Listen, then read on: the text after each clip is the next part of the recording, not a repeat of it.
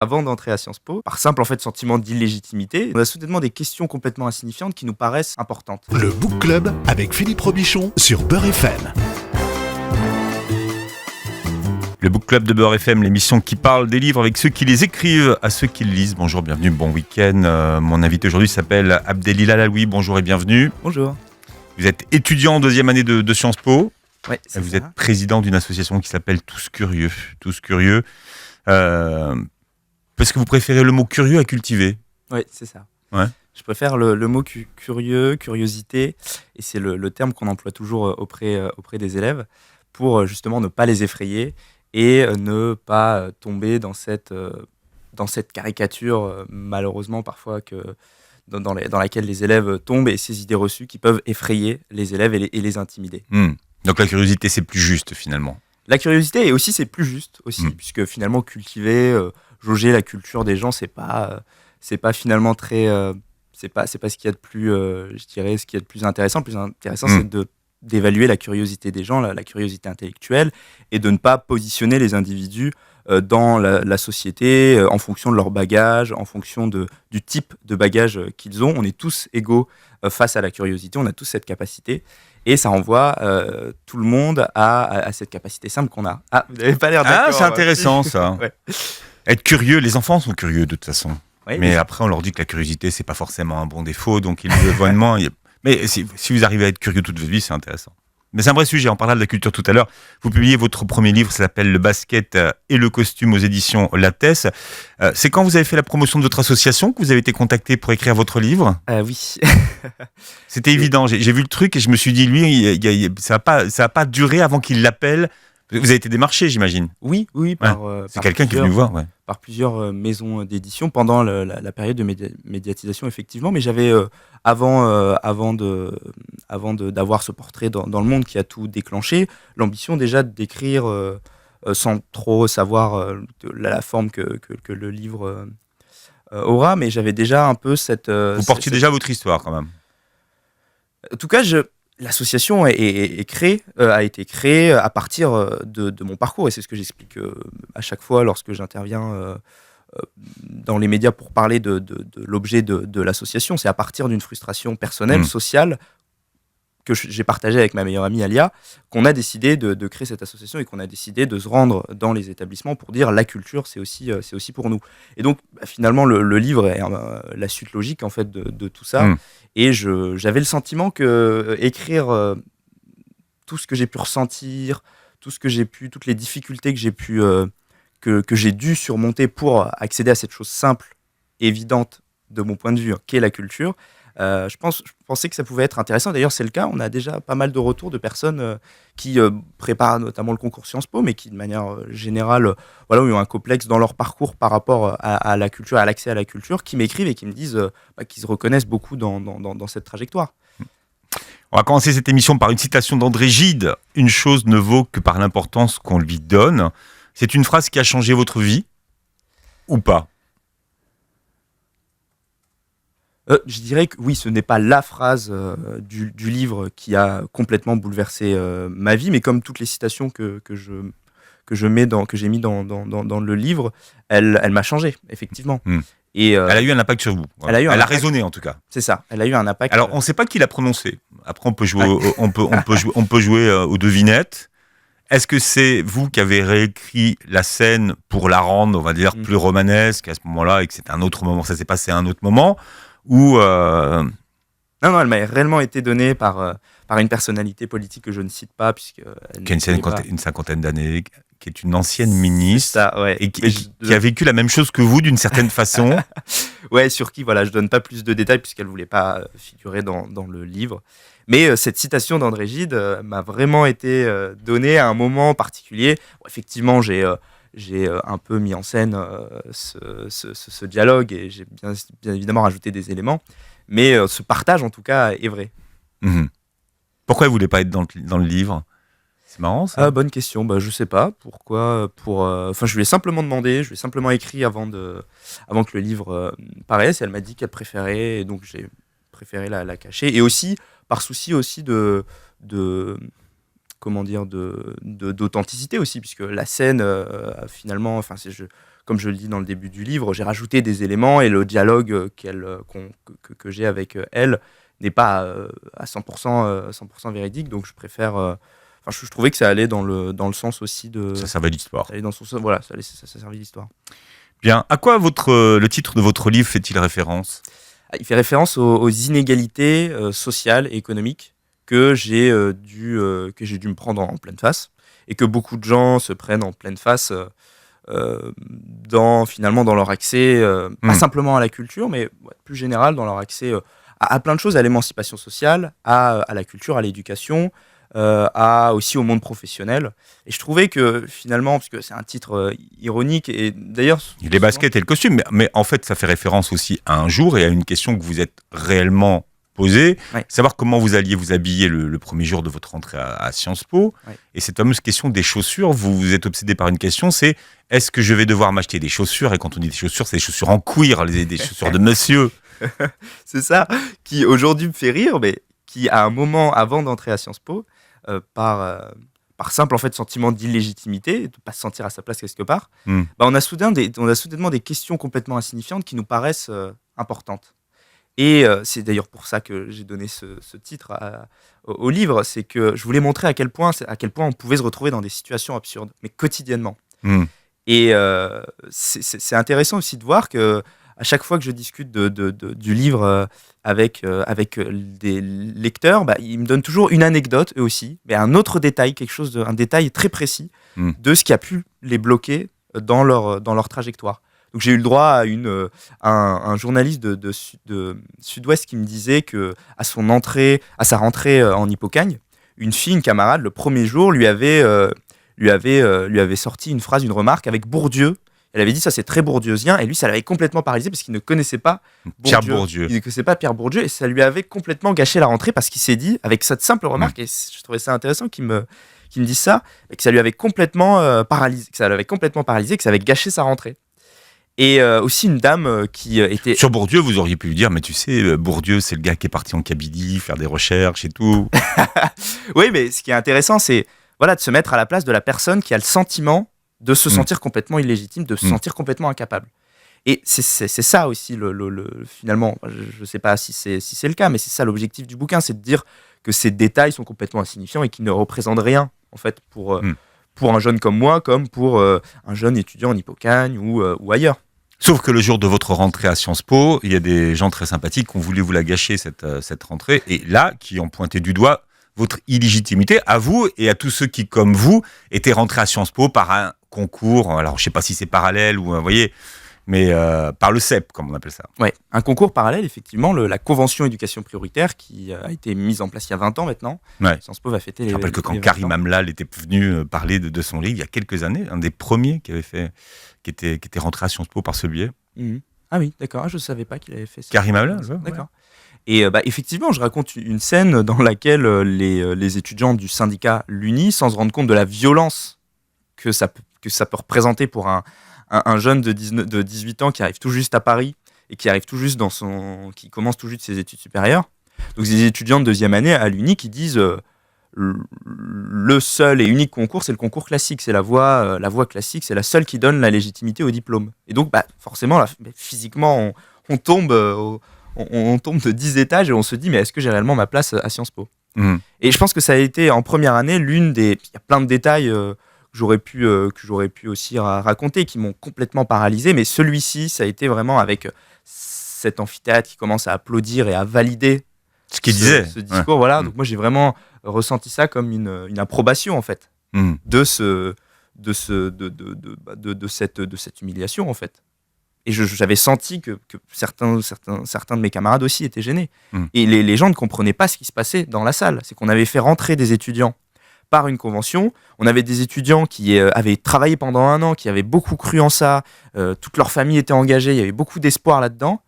Et puis, on a des étudiants qui, eux, sont, entre guillemets, je le décris dans le livre, qui sont bien nés, pour la plupart, et qui viennent remettre en cause tout ça.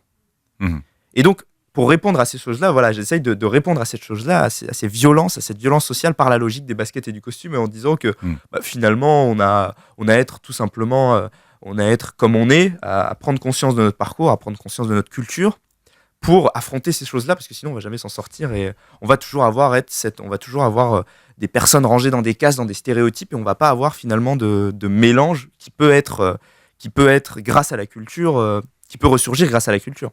Est-ce que quelqu'un a regardé comment vous étiez habillé le jour de la rentrée ? Pas du tout, je pense pas. Non, j'ai pas eu de remarques à Sciences Po, et c'est ça qui est intéressant aussi, c'est de voir en fait que finalement ça a relevé surtout de mes propres croyances, propres croyances sociales. Après, bien évidemment qu'il doit sûrement y avoir des petites remarques entre eux mais finalement elles me sont jamais remontées et on m'a jamais confronté à ça.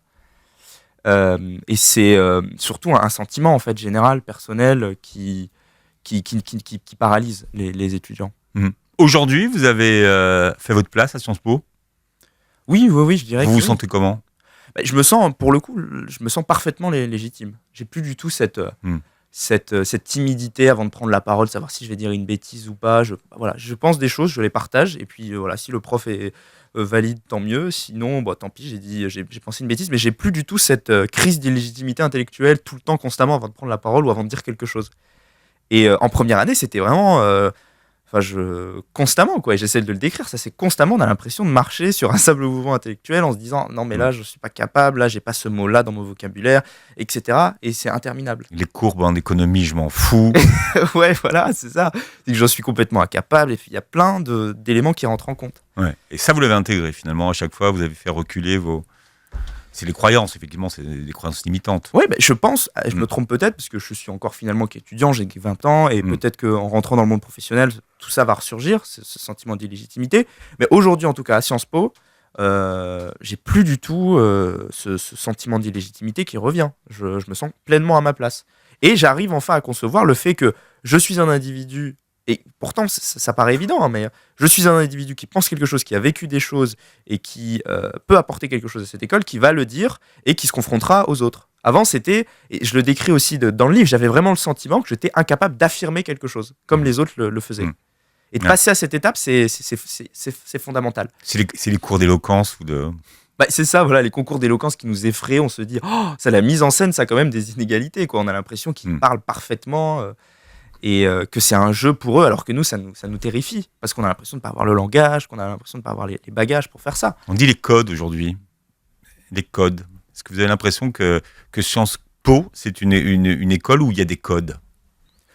Ou pas ? Je pense que c'est dans toute la société française que c'est partout la même chose, en fait. Et je le décris d'ailleurs, c'est le récit, le livre est le récit de plein de codes que je me suis pris en pleine face. Donc je décris les codes, souvent on me prend là-dessus, on met souvent l'accent là-dessus, mais je décris autant les codes en banlieue, que j'ai vécu avec beaucoup de violence, que les codes à Paris, à Saint-Germain-des-Prés ou à l'Assemblée nationale.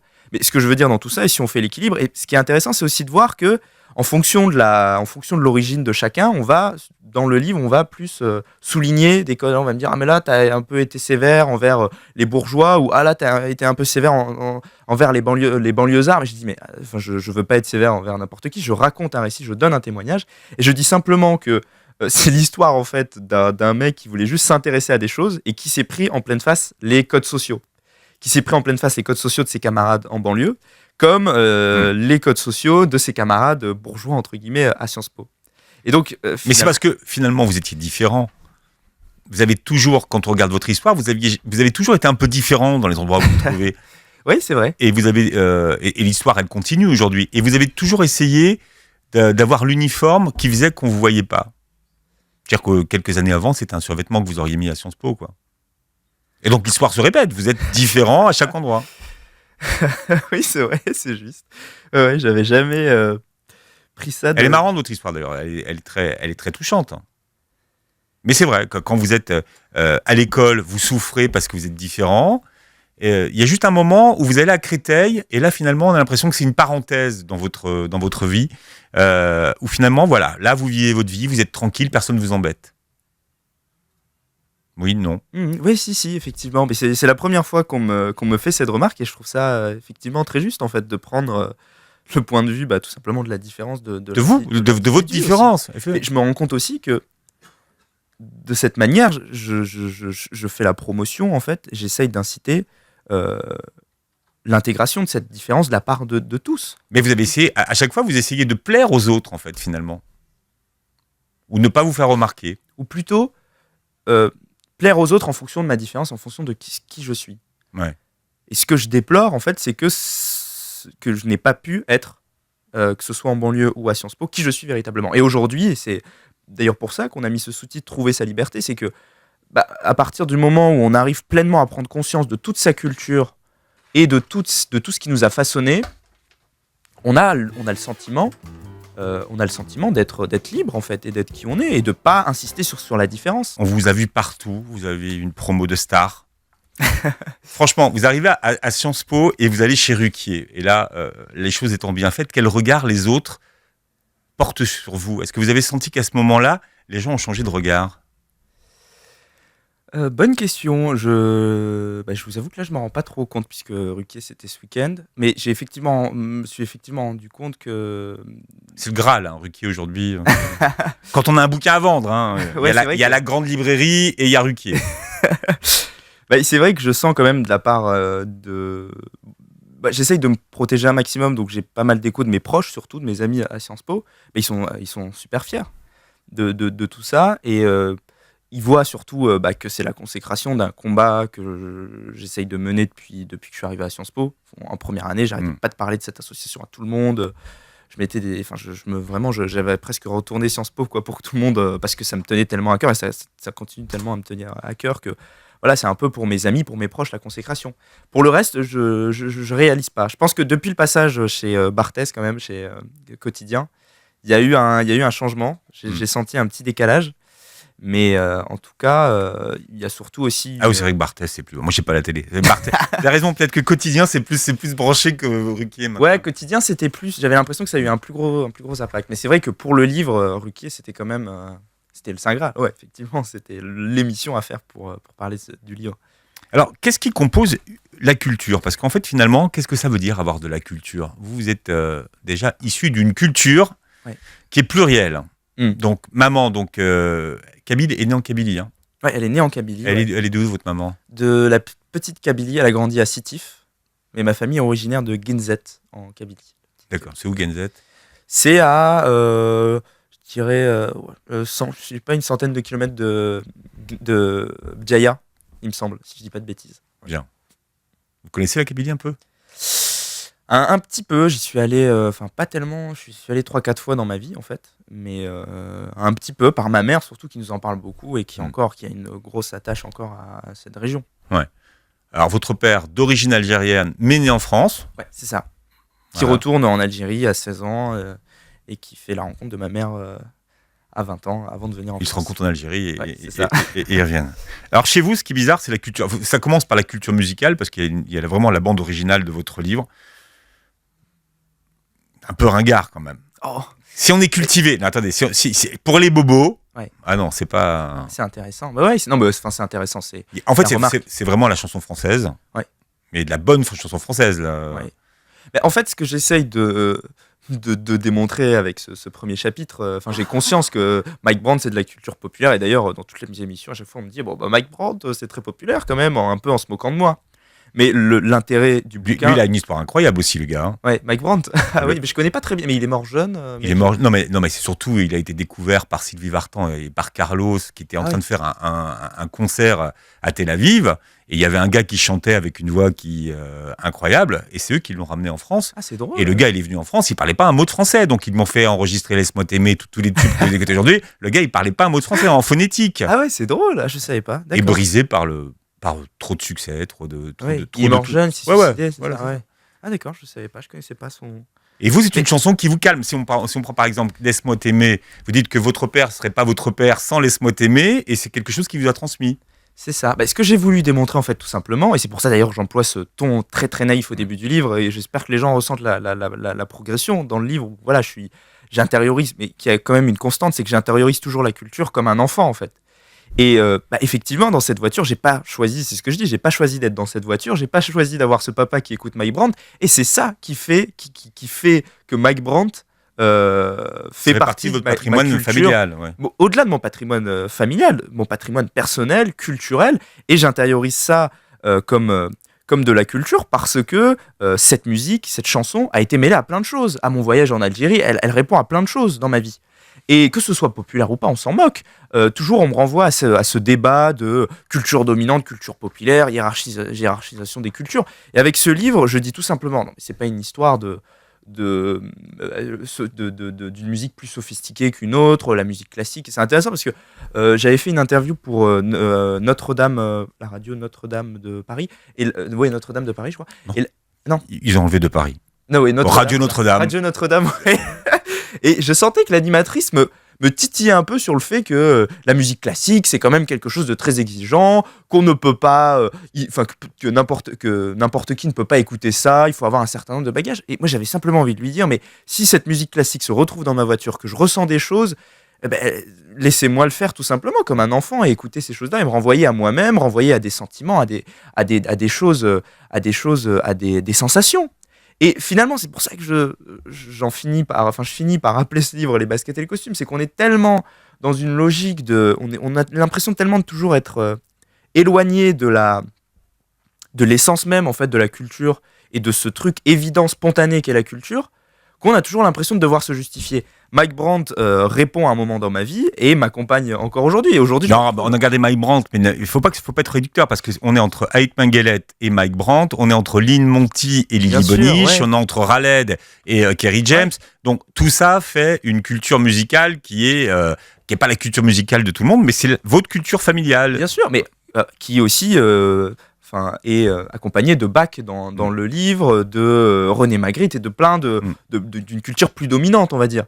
Mais c'est pas ça la question, et moi je fais jamais de hiérarchie entre les formes de culture. Je décris toujours de la même manière.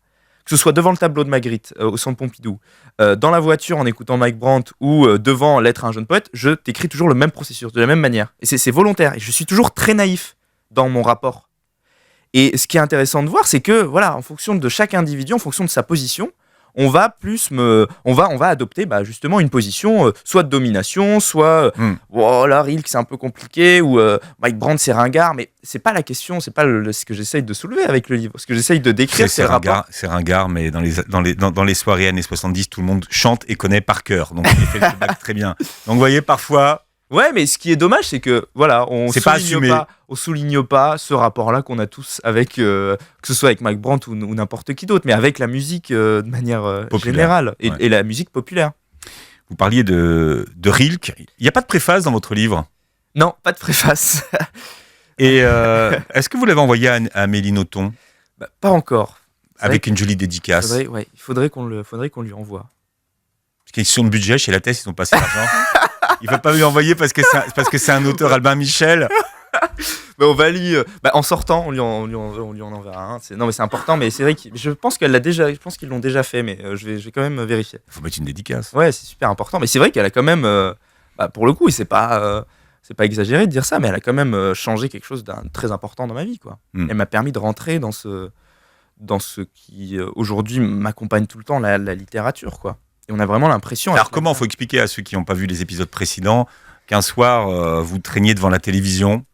Ouais, c'est ça. Je raconte cette scène dans le livre dans laquelle mon père, toujours comme d'habitude, s'endort devant la télé. Cette fois-ci, il s'endort devant France 5. Et, ce qui n'est pas toujours le cas.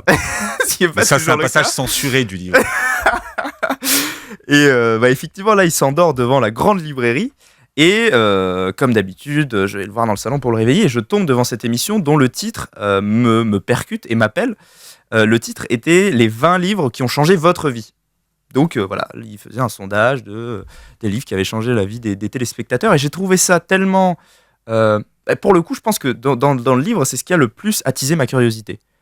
Je me dis, mais j'ai plein de livres autour de chez moi, je les ouvre jamais, ma mère en achète toujours plein, mais je vois pas du tout ce que peuvent représenter ces bouquins. Et là, une femme, Amélie Nothomb, dans cette émission, raconte comment Lettre à un jeune poète lui a changé la vie. Et elle compare ça à une religion, elle compare le livre à des choses que je connais, qui me sont connues. Donc, par pure et simple curiosité, je me suis dit que je devais absolument aller me procurer ce livre et le lire, tout simplement. Et à ce moment-là, j'ai complètement été rattrapé. Je le décris aussi par mon sentiment d'illégitimité, par mon manque de bagages, etc. Parce que d'abord, c'est un livre qui n'est pas facile à lire. Ouais. C'est souvent, on parle de grands livres, on dit Nejmat Kateb Yassine, je veux dire, il faut se plonger dedans pour le lire. Rilke, ça demande un peu d'entraînement. Et ce sont des lettres, pas de motivation, mais presque. C'est un jeune soldat qui écrit à Rilke pour savoir s'il devrait publier sa poésie. Et donc, il y a 10 lettres. Et vous avez des difficultés à lire le livre. Et vous allez voir le bibliothécaire, celui qui vous l'a loué, et vous lui dites finalement. Et donc, je l'avoue comme si c'était quelque chose de terrible, d'honteux, que j'arrivais pas à lire ce livre. Il vous a donné un petit papier. Quels sont les conseils qu'il vous a donné, ce bibliothécaire, finalement? Il me dit finalement une chose simple qui va déclencher beaucoup de choses. Et bon, je précise quand même que le bibliothécaire Rachid a été inventé et que derrière se cache... Ouais. Oh. Alors c'est le personnage central, mais derrière se cache, et je peux le dire, derrière se cachent des vraies personnes. Monsieur Sieux, la bibliothécaire de la médiathèque René Fallet dans laquelle la scène a lieu. Et, c'est quelle ville? C'est à Villeneuve-Saint-Georges. Villeneuve-Saint-Georges, et ces personnes me disaient des choses simples, comme va tout simplement ouvrir un dictionnaire et n'aie pas honte d'ouvrir ce dictionnaire. Et c'est comme ça d'ailleurs, justement que tu vas découvrir ce que ce monsieur a voulu dire il y a 100 ans, et ça va te répondre, ça va te dire beaucoup de choses sur toi-même. Et donc Rachid, le bibliothécaire, me dit une chose simple, et il me donne la citation de Socrate. Il me dit: la seule chose que tu dois savoir pour lire un livre, c'est que tu ne sais rien. Et tout commencera par là, en fait. Et quel que soit ton âge, quelle que soit ta situation sociale, etc., on est tous égaux face à cette citation, et on passe tous par là. Et tous les jours, on passe tous par là. Et c'est d'ailleurs pour ça que les livres existent. Et du coup, je suis beaucoup moins intimidé par ça, par ce livre. Et là, le livre m'appelle, en fait. Et là, le livre m'appelle, pourquoi ? Parce que, comme vous le disiez, c'est la correspondance entre un jeune militaire qui demande l'avis d'un poète sur ses poèmes.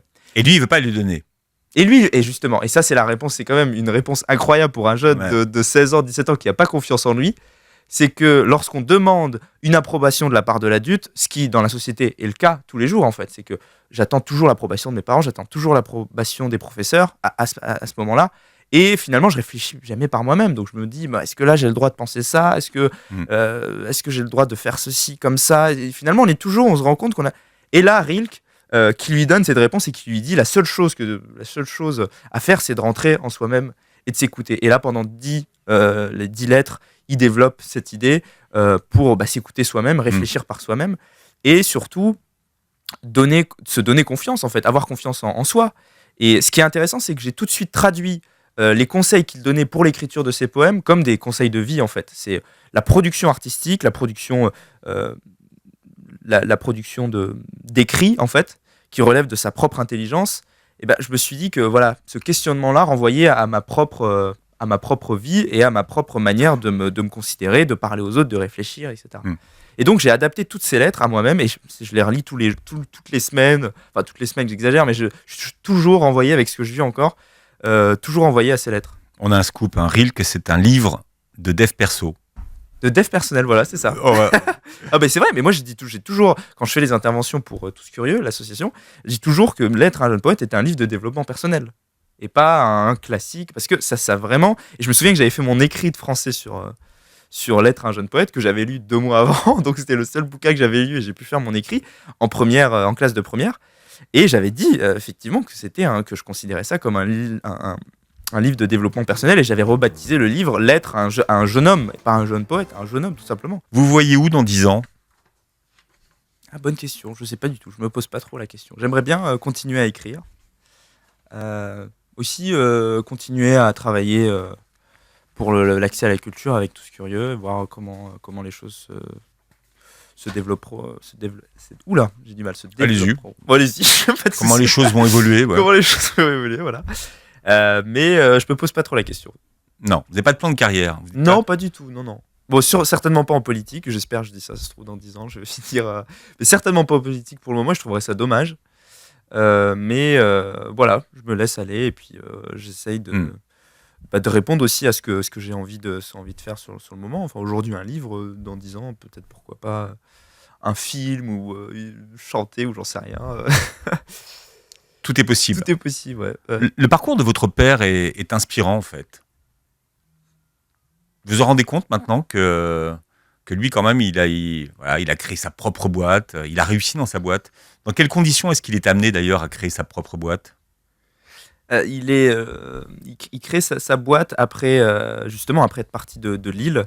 Donc on arrive à Paris et c'est pour cette raison Première qu'on partie de déménage. votre vie, donc c'est à Lille. Ouais, c'est ça, en banlieue lilloise, à Wattrelos.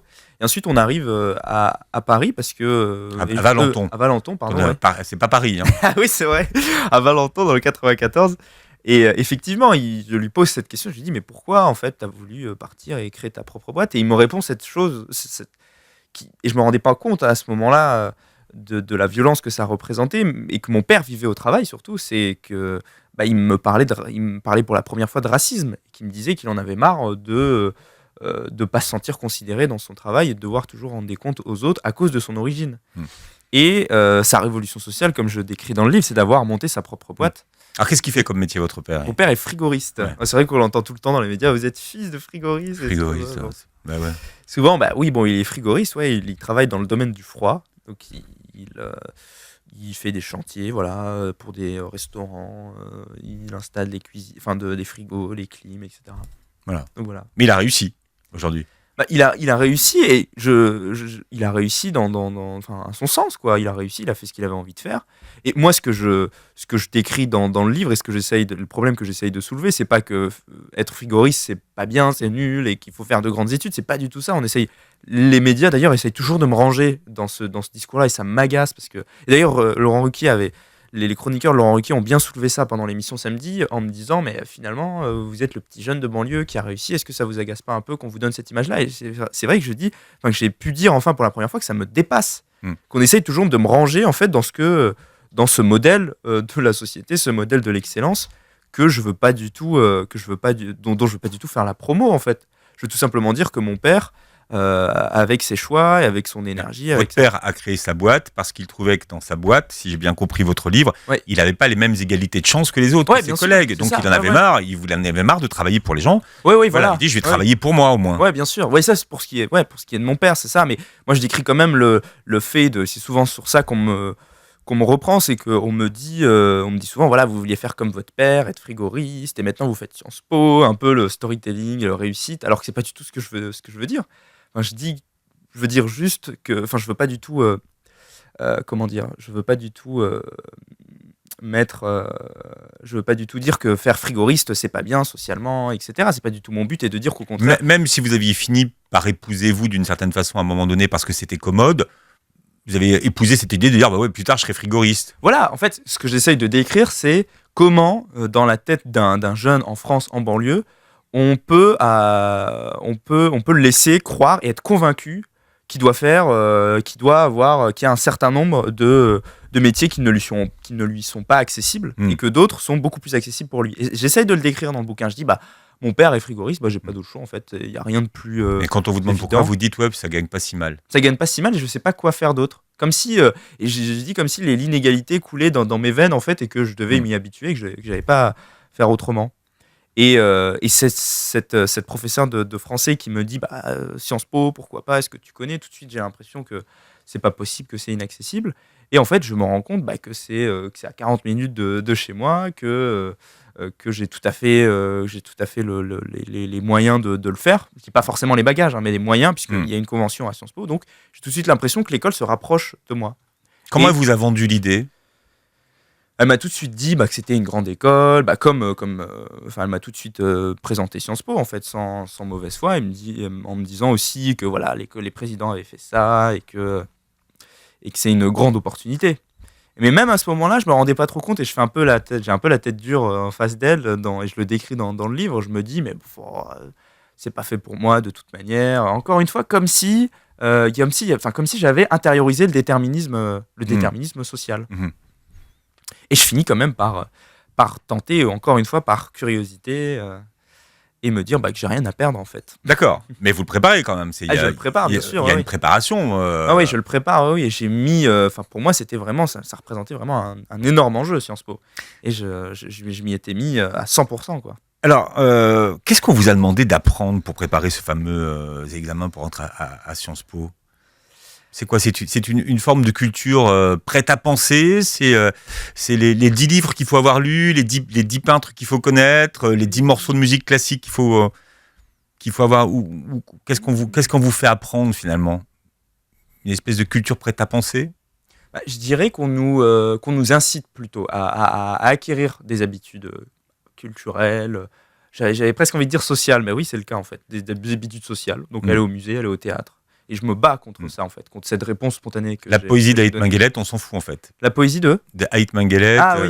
En fait, effectivement, en me posant la question, c'est vrai qu'en y réfléchissant, ouais, effectivement, on essaye de on nous dirige vers les références, mais en même temps, il faut aussi questionner ça, parce qu'il y a un enseignement qui doit être donné, et il y a des références qui doivent être données en France, parce qu'on est en France. Donc on va pas nous parler en préparation du concours pour Sciences Po, une école française. On va pas faire des cours pendant 3 heures sur Ait Menguellet, sur les grands poètes étrangers. Il faut qu'on parle de la culture française, et ça, je le décris pas du tout comme quelque chose de mal. Ce que je décris, c'est comment, en fait, finalement, on a voulu nous imposer, en fait, la culture. Et comment on a voulu nous faire ingurgiter tout ça. Vous gavez, mais Vous gavez, ouais. vous avez une expression dans votre livre, vous avez dit, en préparant ce concours pour Sciences Po, j'ai pris ce qu'on appelle une claque sociale. Ouais, mais j'ai pris une claque sociale parce que je me suis rendu compte que finalement tous les livres que j'avais lus par curiosité, avec toute la naïveté que Rachid m'avait transmis, que finalement ça c'était pas à la hauteur en fait. Et aujourd'hui je reviens sur mes pas, je me rends compte que bien évidemment que c'est à la hauteur et que c'est le seul rapport qu'on doit créer entre nous et les œuvres. Et aucun autre rapport doit être créé, parce que sinon on se retrouve dans une situation où les bourgeois ont beaucoup de culture mais qui sont pas du tout sensibles à leur bagage, et des jeunes, on va dire d'un milieu populaire, qui en ont pas parce qu'ils se disent que c'est pas du tout pour eux. Ce que j'essaye de décrire en fait, c'est que cette claque sociale, je me suis pris cette claque sociale pour 2 raisons. Premièrement parce qu'en fait je me suis rendu compte qu'autour de moi, effectivement, socialement, on ne m'incitait pas on ne me poussait pas vers la culture, vers l'art, à l'ouverture, à la curiosité.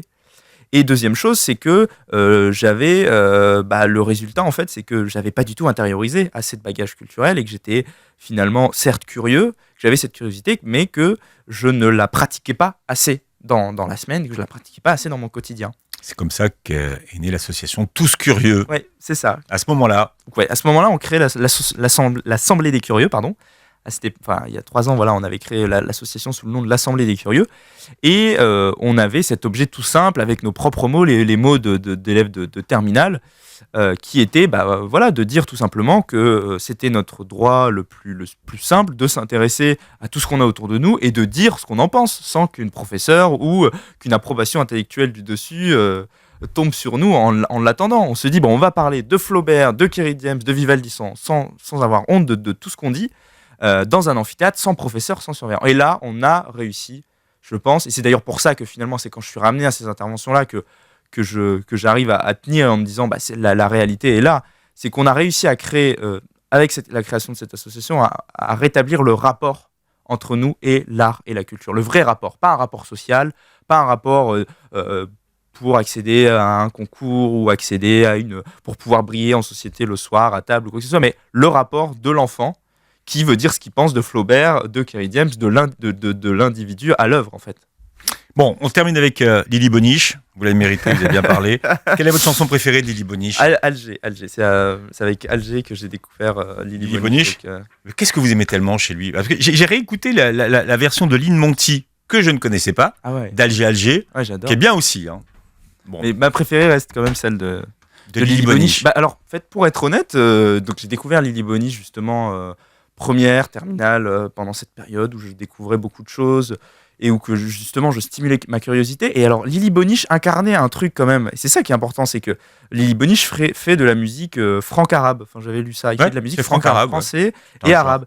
Et en fait, en tant que jeune issu de l'immigration en France, en banlieue, qui a des parents algériens, enfin qui a une mère algérienne, qui parle que le kabyle ou l'arabe, et un papa qui parle français, j'avais retrouvé chez Lily Boniche, et qui pourtant, et c'est ça qui est intéressant, chante une nostalgie que je connais pas du tout. C'est quelqu'un qui a quitté son pays, mais qui chante des émotions, des sentiments qui me parlaient directement, qui avaient beaucoup d'écho en moi. Et c'est bête, hein, mais un chanteur qui parle en arabe et qui soudainement commence à parler en français, qui parle d'Alger, de Paris, j'ai réussi à me projeter à travers lui, et j'ai tissé un lien. Je l'écoutais tout le temps en première, en terminale. J'ai réussi à tisser un lien très important avec lui. Vous revoyez l'émission sur la chaîne YouTube de Beurre FM, vous réécoutez le podcast. Le titre de votre livre s'appelle « Les baskets et le costume » aux éditions Jean-Claude Lattès.